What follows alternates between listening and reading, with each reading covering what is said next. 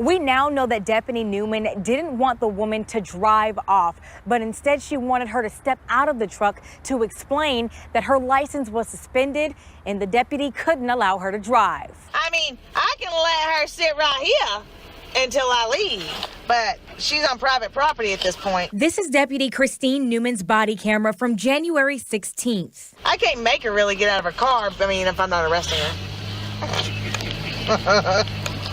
That's your story, stick to it. I am, don't. I know what I'm talking about. The Camden County deputy said this just moments before pulling a woman out of her truck, handcuffing her, hitting her in the face,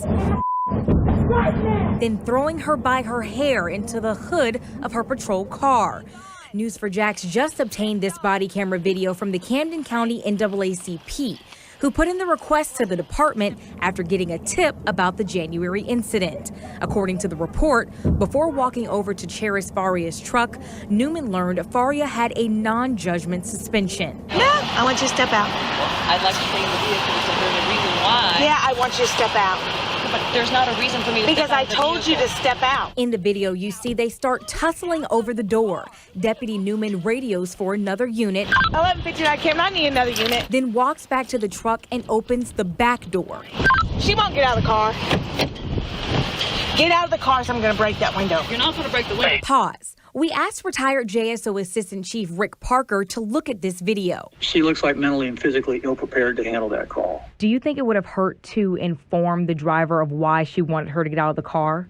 I think it's appropriate. You got to make a decision in order to do that, but you also have to think of the potential outcome. We hear Deputy Newman try to speak with her again through the back door, but it doesn't work. Then we hear what sounds like Faria on the phone with 911.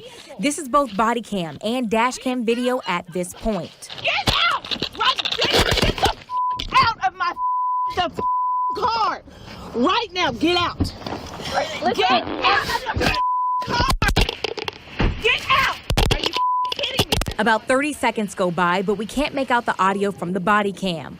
Look in the corner of the camera as Faria stands up, and then Deputy Newman reaches over and hits her in the face. Later, Deputy Newman is in the back of her patrol car, visibly upset. Yeah, I'm pissed. I was coming. I know. I don't know where that came from. Honestly, she would not get out of the car. You do what you got to do, okay? No, she was non-compliant. You did what you had to do to get her.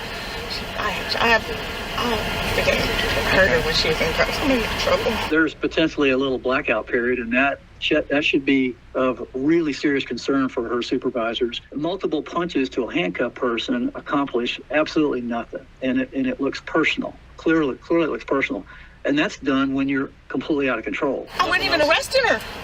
I asked her to step out so I could talk to her about it because she can't drive off. We just got Deputy Newman's personnel file from the Camden County Sheriff's Office. We learned that she's been in law enforcement for 5 years. She only has one complaint against her. That's from this situation that was back in January. A month after that, she was praised for the way she handled the situation. And then in March, we learned that she was named Deputy of the Month. We heard from the PIO of the department this afternoon about Deputy Newman's warning. It said in part, progressive discipline is used on cases where no other employee warnings exist, which in this case, no prior policy violations exist in Deputy Newman's file. The discipline was immediate upon the review of the supervisor. And with that warning, we learned that Deputy Newman had 2 days off without pay, additional training on use of force and officer safety, and she was put on probation.